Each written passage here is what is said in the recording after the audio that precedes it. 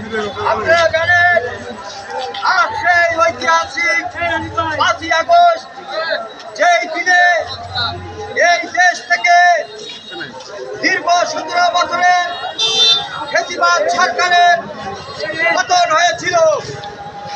সেই ফ্যাসিবাদ সরকারের প্রধান শেখ হাসিনা জনতার চাপে পড়ে এদেশ থেকে তার লক্ষ লক্ষ নেতা কর্মীকে রেখে ভারতে পালিয়ে গিয়েছিল।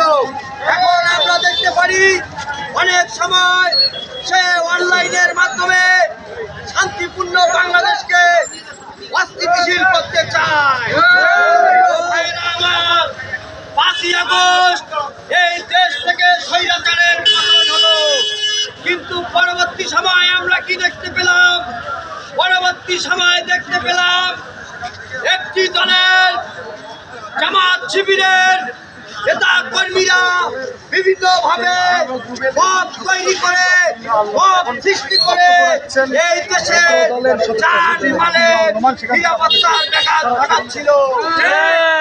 5 আগস্ট পরবর্তী সময়ে অন্তর্বর্তীকালীন সরকারের যে সময় ছিল, সেই সরকারের সময় এনসিপি নামক একটি দল তারা আবির্ভাব করে।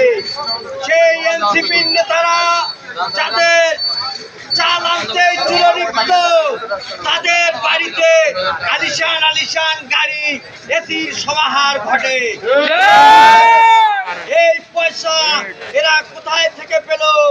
এটা কিন্তু বাংলাদেশের মানুষ তথা সারা বিশ্বের মানুষ জেনে গিয়েছে যে অন্তর্বর্তীকালীন সরকারের সময় এনসিপি কিভাবে এই দেশে লুটপাট করেছে। ভাইরা আমার, 5 আগস্ট পরবর্তী সময় আমরা বিভিন্ন বিশ্ববিদ্যালয়ে দেখতে পেলাম যে শিবির তাদের নৈরাজ্য প্রতিহিংসার রাজনীতি কায়েম করে চলেছিল। কিছুদিন আগে আমরা ঢাকা বিশ্ববিদ্যালয়ের শহীদুল্লাহ হলের একটি রুমে দেখতে পেলাম বহিরাগত 2 জন শিবিরের কর্মী সমর্থক সেখানে গিয়ে সমকামিতা করতেছিল। মানে সমকামী এটা কিন্তু বলার অপেক্ষা রাখে না।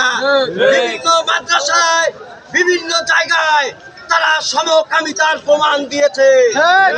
ভাইরা আমার, হাতীবান্ধার আজকের এই প্রতিবাদ সমাবেশ থেকে আমি বলতে চাই, কোন প্রকার কোন রকম মত তৈরি করলে বাংলাদেশ জাতীয়তাবাদী ছাত্র দল